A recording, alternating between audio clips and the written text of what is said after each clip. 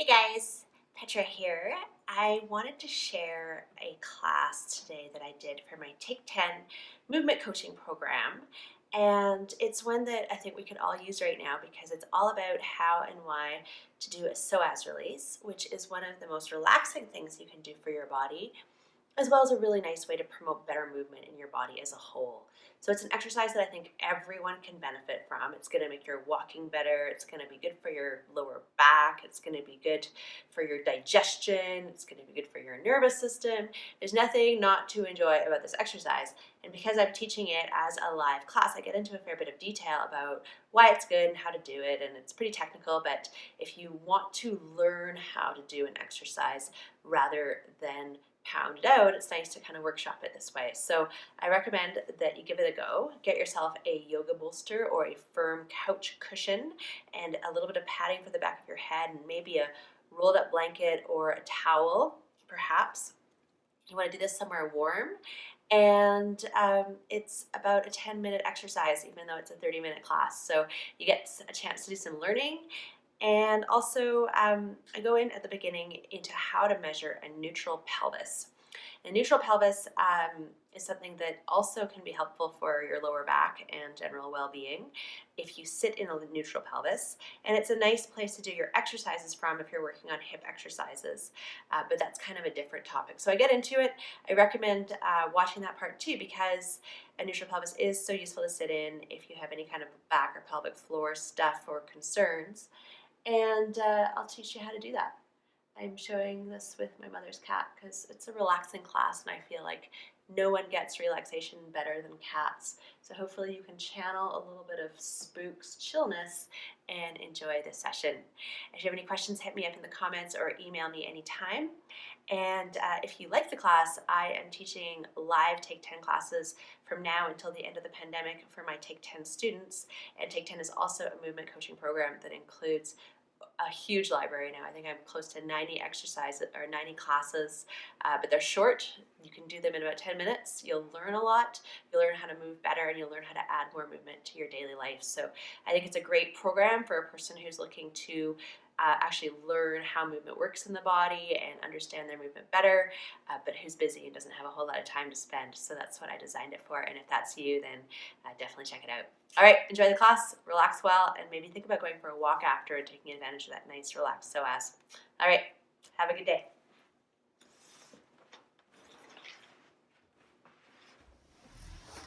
Hi guys, I'm starting a little early today in the hopes that makes it a bit easier to find the Facebook Live. I know some of you have been having problems.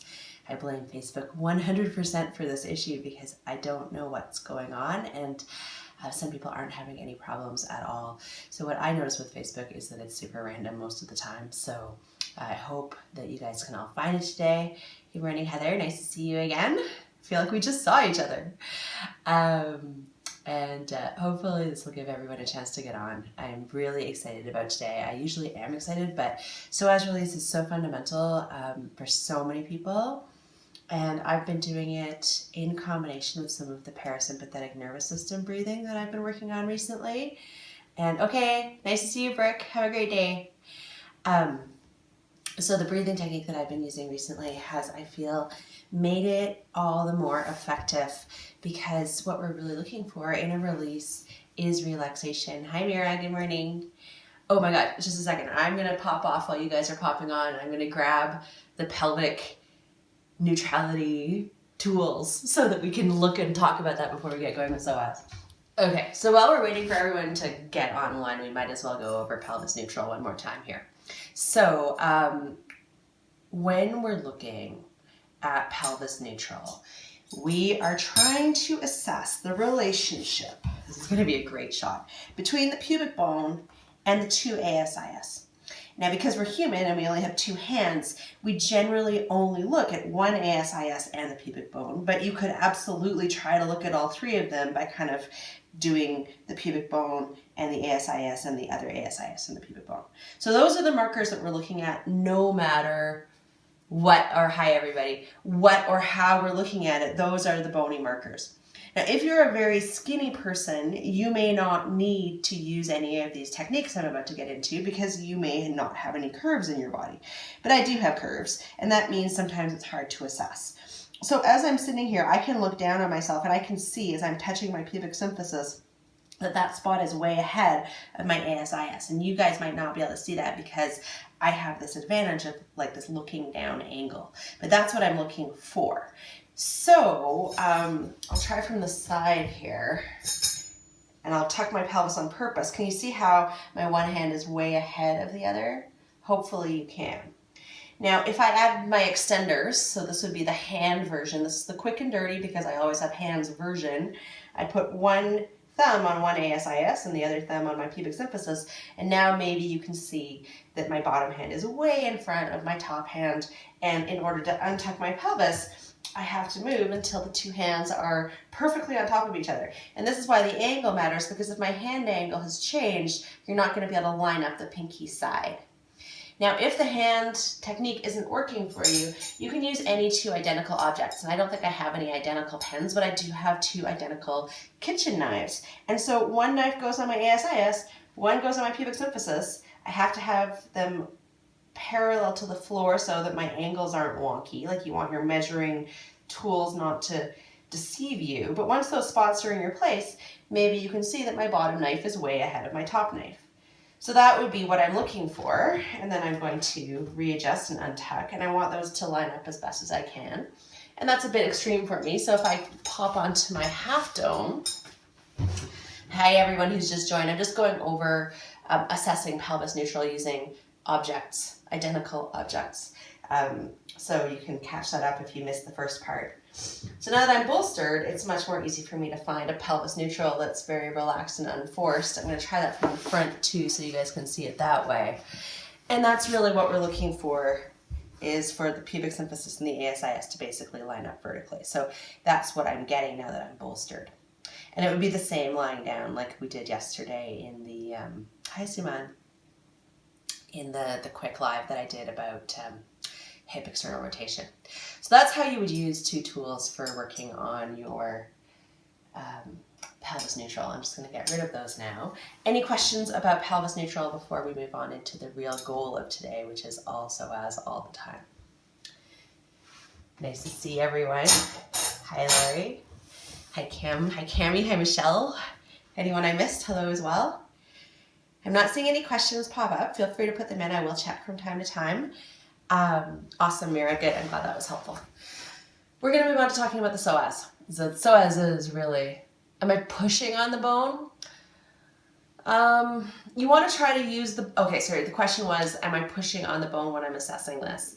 You want to try to use the bone as best as you can as your marker, because we all have extra stuff, and that extra stuff will interfere with your ability to measure what's really going on.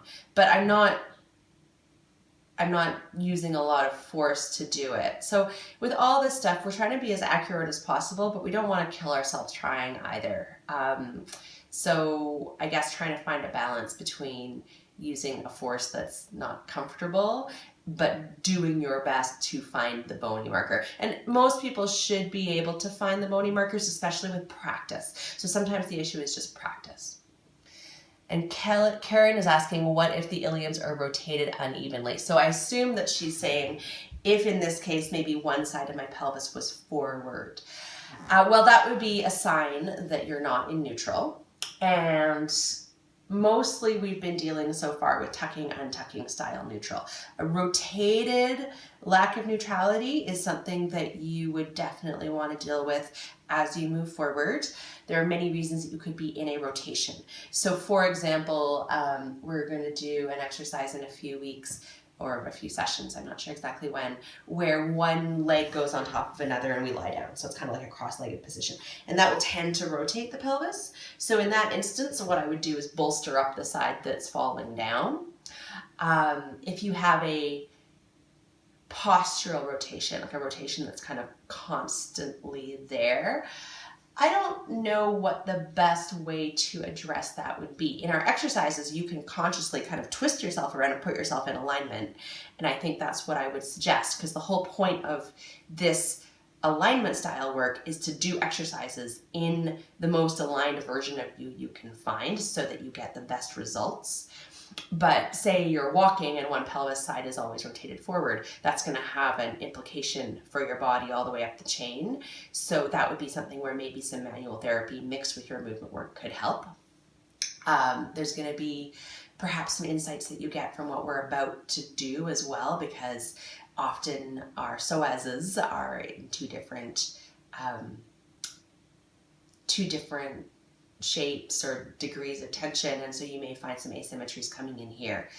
Asymmetry isn't necessarily something that must be gotten rid of. It may not be causing issues, but it is often a good avenue to explore if you are having issues. So I hope that answered your question at least partially. Somebody is saying that rotation makes for a short leg. Well, that would be a hitch or a hike, right? That would be a vertical rotation could lead to one leg seeming shorter. I was thinking more, I guess that's sagittal plane rotation. More volume. I don't know how to increase the volume, and I forgot to wear my mic today. I will talk louder. Is that helpful? I will do my best to be louder, and I am sorry for the forgetting. Okay, let's move on to the pelvis, the psoas, but feel free to ask other questions as we move on here. Psoas muscles are a big deal because they connect very fundamentally the upper body and the lower body. So, awesome. They are something that we want to address early and often, because when they're not working at their best, they are going to be able to affect an awful lot of stuff.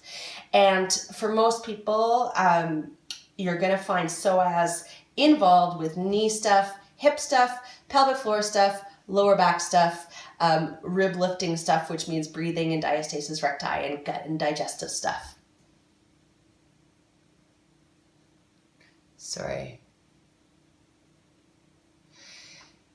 Yeah, Karen, I guess that makes sense. So you're saying, sorry, the question is, or her comment is that the ilium rotates, then the hip joint is attached higher, so that's where you can get a short leg. I mean, yeah, let's not even get into that. There are certainly rotations where you could get a shorter leg. There's no question about that. Okay, so psoas muscles, where are they? They basically are super deep, and they attach right around the low ribs. So any of the rib lifting stuff that we've been working on so far, hi Melissa, hi Rose, is going to have a psoas impact of some sort. Then what they do, so that's their first attachment point, is right around those lower bottom ribs. They continue attaching to the spine, and they start to come diagonally forward to finish their attaching on the femur bones, the thigh bones, the leg bones. So they are actually attaching to the lower back all the way along, and then they kind of cross through the pelvis and attach to the hips. And that's one of the reasons that they can be so affect a bunch of stuff, because that's a huge area with a lot of important stuff attached to it. And there is a whole psoas class, so I encourage you to go check that out if you want a bit more detail about it. For today's purposes, what we're going to talk about is if a psoas muscle is tight, what it is likely to do is any of a few things. So because it's a diagonal attachment, if it's tight, it can shorten the diagonal by pulling the front forward. So if you imagine an elastic going across my body here, I'll use my sweater. It's actually my mother's sweater, and I've worn it literally every day since I've gotten here, so I think it's my sweater now. So if this is my psoas, as I come forward, see how there's some slack being put into it? It's tightened as I drop my ribs. It's slackened as I come forward. So that's one thing that may be actually creating your rib thrust, but it could also be causing shortness if you're always in a rib thrust. So it's one reason rib thrust isn't awesome, because it has this impact on the psoas that then goes kind of all the way down to the legs. Another thing it can do, if they're tight, is they can actually flatten out the lower back, which is something I'm going to make note of just for later when we do the psoas testing. If you notice your lower back is 100% flat on the ground, then that's probably psoas going on. It just is a less usual result. Another thing that they often would do is create consistent and constant hip flexion. So just like pulling the ribs forward would create slack, pulling the hips or the femur bones forward into flexion all the time would create slack in the bottom end. And then they could do a combination of these things. So you might find that your ribs are thrusted and your hips are flexed. And it just depends on your individual body, your patterns, and really what day of the week it is, what's happening. So I noticed with my body that before we started our travels, I had a lot of suppleness in my psoas. It was pretty much exactly where I wanted it. And then once we started driving around and sitting more, I definitely recreated some tightness there. So it definitely can change over time. What we're going to start with in terms of working with it is this release. In fact, today's entire class is going to be the release. Hi, Tracy. And that's because for most of us, the problem is not that your psoas muscle is too short, it's that our neurology is holding it short. In other words, our brain is telling it to be short all of the time. And the best way to ask it to lengthen is to ask it to relax. And because few of us have a good physical connection with the psoas, that means that this release is a practice in trying to connect with the psoas and to relax and see if our body is willing to allow that relaxation and release. So, it's not likely to feel very impressive for most of us. It should feel quite chill and relaxing, and that's what we're going for. And that's why I'm super excited by the parasympathetic breathing to add to it, because that is also a good way to trigger our relaxation response. Let's start by testing our psoases. So what we're going to look for is a couple things. First of all, we're going to watch our way down to the mat. So I don't do this. But if you start in seated with your legs flat on the ground, can you see my legs? They're not very light, are they? Here, let me do it this way. Maybe that's a little bit better. I think it's a little dark. What my legs do when they're on the ground is they just sit on the ground. They're touching the ground. If I was to lean back to all the way lying down, my legs just stay on the ground. And that's because I don't have any hip flexion happening as a result of my psoas. But maybe you do have hip flexion pulling on your psoas, or the bottom end of the psoas pulling on your leg bones. And maybe at this point in time, you notice that your legs pop up off the ground. And if you do, that's actually really useful, because now you know that your bolstering needs to be at this height for your shoulders, just the height where your legs are about to pop up off the ground. I will tip the camera down a little bit. Hang on.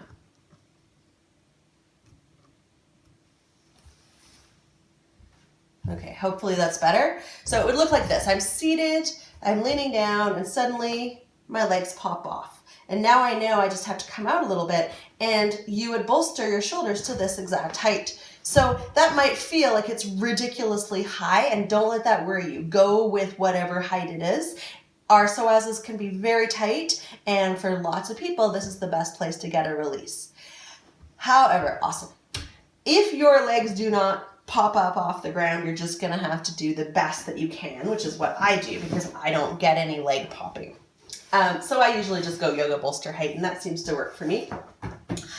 I haven't found any particular rule of thumb other than seeing kind of playing with it and seeing what works if you don't have a leg pop up event. Okay. Now everyone can come to lying down. You can use as much support as you need to lie down. And lying down on the ground, you get to do this assessment. And I really encourage you to do this assessment every single time, because it will help your brain and body know whether you've created a physical change from your release. So as you can see, I'm sort of touching my lower ribs here. I always like to get a sense of what my upper ribs are doing, but really it's the low ribs that you want to check in with. And here I'm noticing that I can stick my hands underneath my low ribs quite easily, and that I have a way easier time on the left than on the right. And that doesn't surprise me, because I know that my left psoas is different than my right. I have much more curve on my left than on my right. And so that is something that you might notice as well, that asymmetry.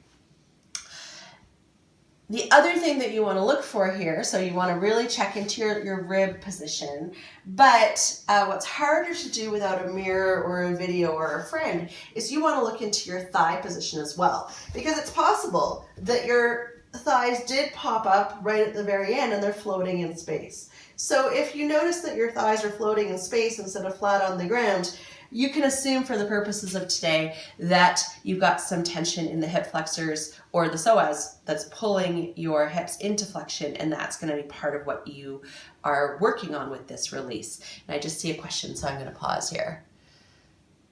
Your legs pop up when you're sitting and go flat as you lean back. All right, so there's always an exception to every single rule. I don't know why that's happening, so that doesn't give you any guidance for your release. So I would probably just go with using a yoga bolster for now. And then I'll see if I can find any other information on that.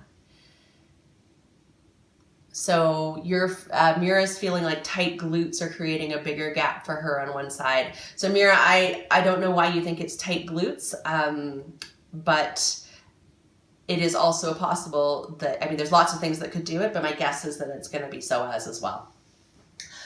I don't know why your glutes would create more of a gap.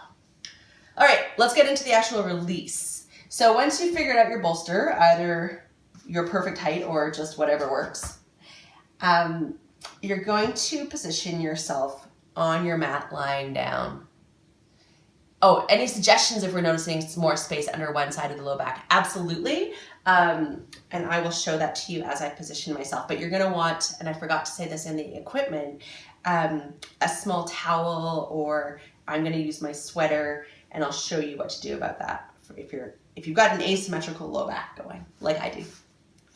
Okay, so the key to setting yourself up for the psoas release is to find your shoulder blades. Your shoulder blades are what you want to have supported. And if you can see my hand on my back right here, my shoulder blades don't go down terribly far. Like, this is about the bottom end of them. And I want you to feel like you're 100% supported, like you're not going to fall off your object, but I don't want you to go super low, because if you go super low, like this, can you see how much rib thrust I have here? Like, I'm actually supporting my rib cage into a rib thrust. So that's the exact opposite of what we want to be doing. I think of this more like almost a teeter-totter, where I just want as little of my shoulder as possible held up on my object, which is going to allow my ribs to drop down. And I'm just going to check the questions. You guys can start adjusting. Okay, what about femur alignment, external rotation? Should they be symmetrical? For the purpose of this exercise, just let your femurs be relaxed. We're trying to measure resting tension. Don't worry about rotation and don't worry about symmetry. All you're looking for is distance from the ground in this particular exercise.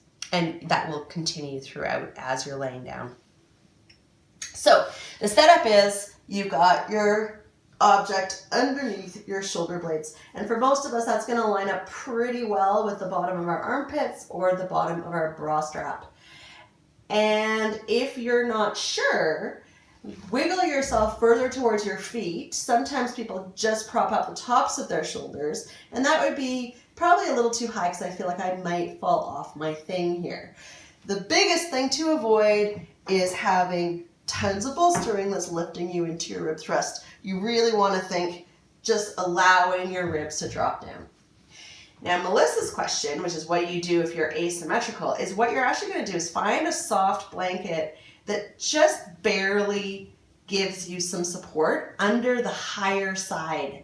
And what that's going to do, hopefully, is give your brain a sensation of safety and ability to let go that is not necessarily provided if you just allow that side to be popping off in space. And so often you'll get more release with a bit of support, and you can decrease the support as that side releases. So I'm going to use my gentle soft sweater lightly folded underneath my left rib cage and see if that helps me address the asymmetry a little better. Okay, so hopefully everyone's lying here, and you can also put something underneath the back of your head. If you feel like your chin is lifting up like this, then you definitely should put something under the back of your head. My half dome's getting a little bit too big for me here, so it's feeling like I'm kind of curving forward. So I would ideally have something a little smaller, but it's okay for today. Your ribs are just falling. There's no pressure. You're not squeezing anything. You're not adding any abdominal work. Your legs are doing whatever your legs want to do. You are not worrying about what your pelvis is doing. Your pelvis gets to do whatever it wants to do as well. Everything is just gooey and soft and relaxed here.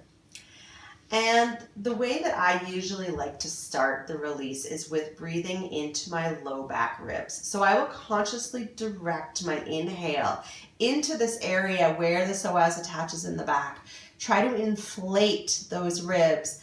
And then as I exhale, I will see if I can allow those ribs to soften gently. So I'm consciously asking my body to consider relaxing and releasing by using this inhale and exhale, contraction and relaxation breathing. And the layer that I've been adding these days is to do the longer exhales and counted breath. So I'm going to walk us through it right now. So I invite you guys all, and I'm just going to check the questions, but I'm going to walk you through into this first. I invite you all to breathe into your lower back ribs as you inhale. See if you can feel expansion happening in those low back ribs. And as you exhale, see if you can ask for your low back ribs to relax down towards the ground a little bit more. I'm just going to check the questions and you guys can keep breathing here. Okay, so I'm not seeing any more questions. Continue with your breathing at your own rhythm. Breathing in through your nose.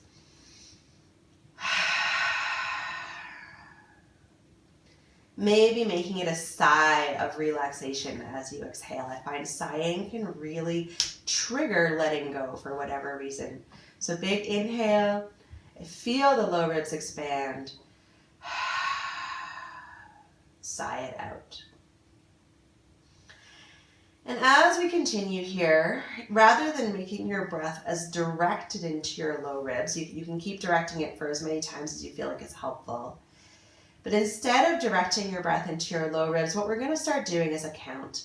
So we're going to be counting in, I like to count in for about 3 and feel my rib cage fill up. You can use your own count, but I will count in 1 1,000, 2 1,000, 3 1,000, and then I'm going to exhale to 4 or 5 or 6 1,000. And I'm not creating a lot of restriction in my exhale, just enough to slow it down a little bit, but try to keep it as relaxed as possible. So what I mean by that is if I exhale like so,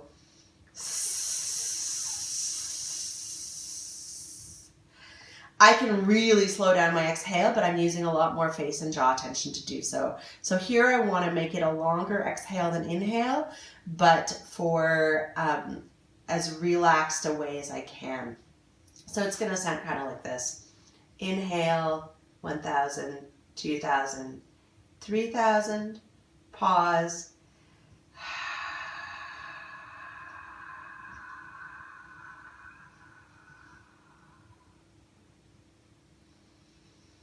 Inhale for 3, pause, and exhale for 4 or 5.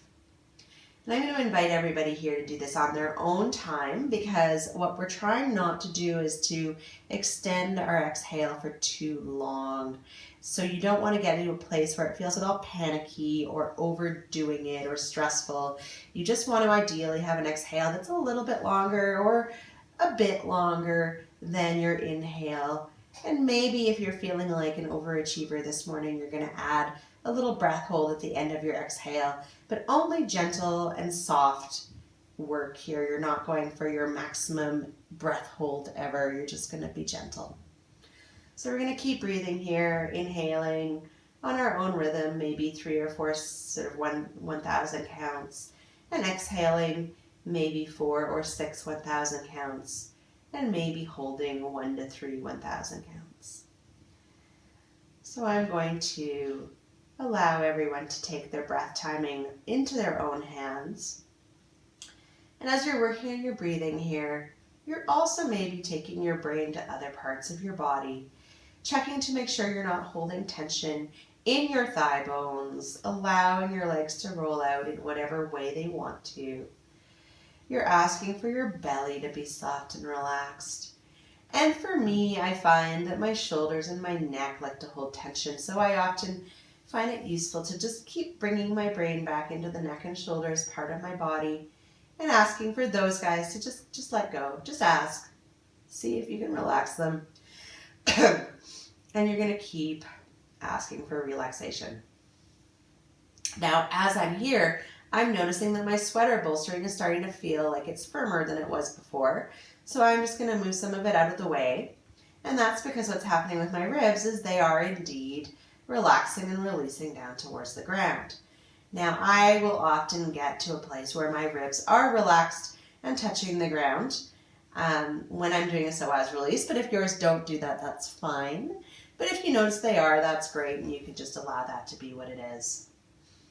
You're going to keep breathing here on your own time, checking in with the relaxation of your body bit by bit, doing a body scan if you've been practicing that technique ever in another area of your life, checking in with all your parts and asking them to relax, and especially the lower ribs and the spine melting into the ground like warm wax. Just enjoying, hopefully, that feeling of everything relaxing down. If you need to wiggle your bottom around to become more comfortable, go ahead and do so. This is a tough class to be loud in because I want to be relaxed, but I'm doing my best to speak in a relaxed yet loud manner. Maybe closing your eyes here, I usually do. And what I've been doing now for my breathing practices, I do my breathing and my psoas releasing at the same time. So I would normally have a timer going for about 10 minutes here. And I don't have that today. We're going to go a little bit longer here because I know we haven't been in here for 10 minutes. And 10 minutes is a nice amount of time. 5 minutes is good. 15 minutes is good. But 10 minutes is what I find seems to work for my life right now. Breathing in, allowing a gentle expansion to happen, and breathing out and trying to make the exhale longer than the inhale. And I'm going to shut up for a while and just let everyone here breathe and practice releasing, and I'm going to take a quick look at the questions.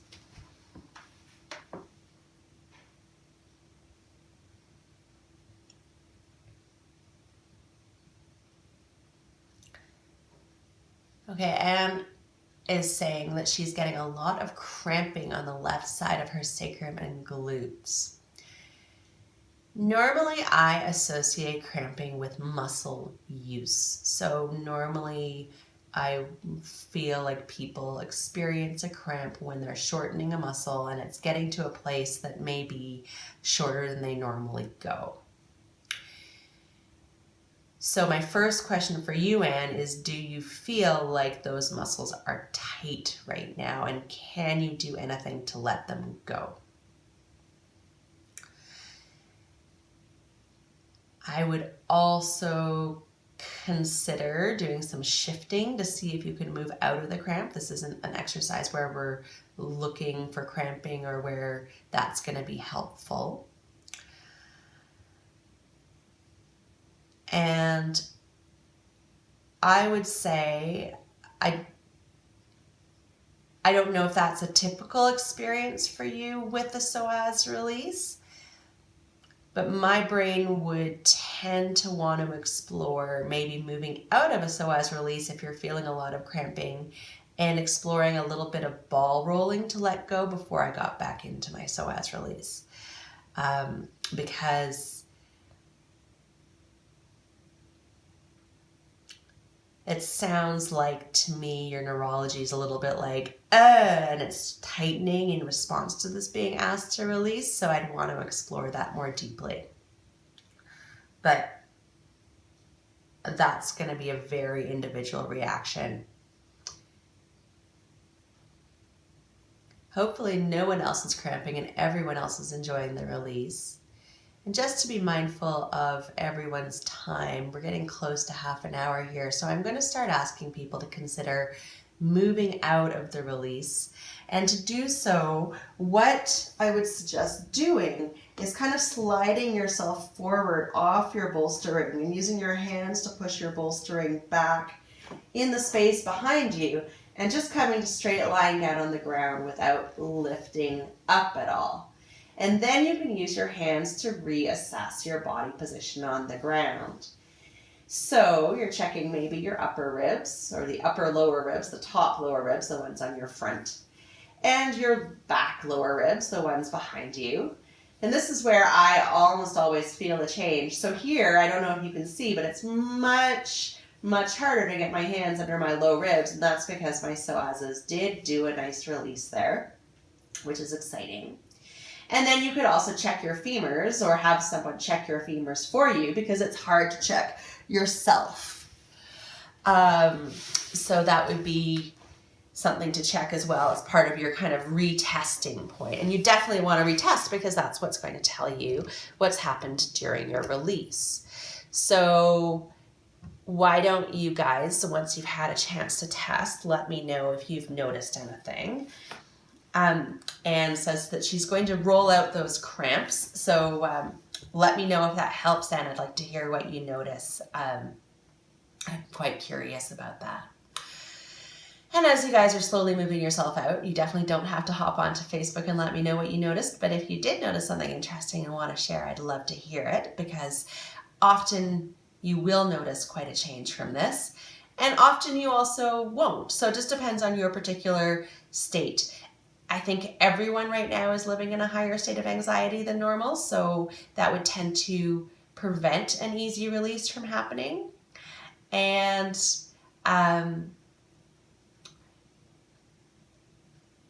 a lot of people also, I know you guys are movement friendly, but the more you sit, the more you wear shoes with heels, the more you do things that shorten your psoas, the longer it's going to take for you to be able to achieve a release. So like I said earlier, moving to the truck and sitting more definitely changed my ability to connect in with my psoas. So Melissa's saying she had a definite shift in her low back, which is awesome. It's always nice to notice a shift when you do this. And if you don't notice a shift, I wouldn't worry about it too much at this point because you likely will when you keep practicing. Barbara Mullins says, thoughts on achiness in lower back during the release. So, it's an interesting one because there's always a few people when I teach this who do have discomfort in their low back. My thought is you are actively trying to change something in your low back with this release. Even though it's a relaxing thing, you're still trying to change something. And your body can respond to change in many ways, one of which is definitely discomfort. So I don't generally counsel people to dive into discomfort or pain because your body is saying, whoa, I don't love this. But discomfort or pain isn't necessarily a sign of a problem. So when you feel something that's not comfortable or doesn't feel great in a situation like this, there are numerous ways to address it, including avoiding the exercise for a while, including trying a different way in. So you might try different bolstering. You might try some bolstering under your back. You might try some rolling for your low back. You might try a different release. The iliacus release would be an option. You might just go with it and see how you feel the next day. So one of the pain science guys that I like a lot, when he works with his clients, he feels like if they have some pain during an exercise, he doesn't worry about it unless that pain is still there the next day. So I don't generally counsel that for people, but that's an approach you could take. So one other thing to do if you're feeling achiness there is just circle that, like notice that your body is responding to that and add that to your overall picture of what you're putting together. So does that go maybe with difficulty in spinal segmentation? Does it go with noticing you have a lot of rib thrust or no rib thrust? Like, you're putting together a picture of what the state is of your psoas. And right now it's telling you that it isn't necessarily happy in the release. So you're going to have to accumulate all your information on that. Hope that was helpful. So Mira said that she likes to start with her knees bent just to switch off and then legs down. So the reason I don't counsel using knees bent in this exercise is because that's putting slack into your psoas at the femur end. But if that feels good to you and you're getting a release, then go for it. And that actually just reminded me that if you are feeling achiness, one option would be to bend your knees a little bit and see if that allows you to get into the release a little bit more easily. So that's an option. Okay, so Anne's feeling some tightness on her left, so she's doing some rolling and hopefully will report back. Jennifer is noticing that her ribs release, but not so much the legs, but no lower back twinges, so that's definitely good. I agree. Yeah, so often you'll find, so the psoas is a very complex set of fibers, and when we call them muscles, we're sort of underserving ourselves because what's happening at the top of the psoas can be totally independent of what's happening at the bottom of the psoas. So often you will find one part releases more, and of course we're focusing on the upper part of the psoas here. So people do find the lower part will release in this exercise, but I do find the rib part is the one where most people notice most change.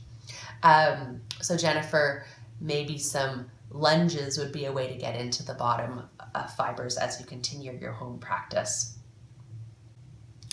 So Cindy's noticing that her low backs get sore, and she thinks it's because her pelvis is also tipping to the floor. She's tight, so as she relaxes, it hurts. Yeah, totally. I mean, I've been having all sorts of funny stuff happening in my low back recently as I've been starting to move it more, and it's not super comfortable. I wouldn't call it hurting necessarily, but when you're poking at something that can be tight and it can react by hurting. So Cindy, what you might try doing is bolstering your pelvis into a different position and see if that affects the lower back soreness in this particular exercise. And then Barbara is not asking a question; she's just commenting, and it's a great comment. So that's awesome, Barbara. I'm glad that's given you some ideas to work with. And Anne is getting on with her Saturday, as we all should be, because we're definitely a little over time here. Thank you so much, everyone, for joining me. I hope you guys all have a wonderful weekend. Hopefully I'll see some of you on Monday, and I'm off to start filming the foot course today, so that's an exciting day for me. I hope you guys enjoy the weekend, and thanks for joining me. As always, more questions can go in the bottom of the replay, and I will talk to you guys soon, okay? Take care.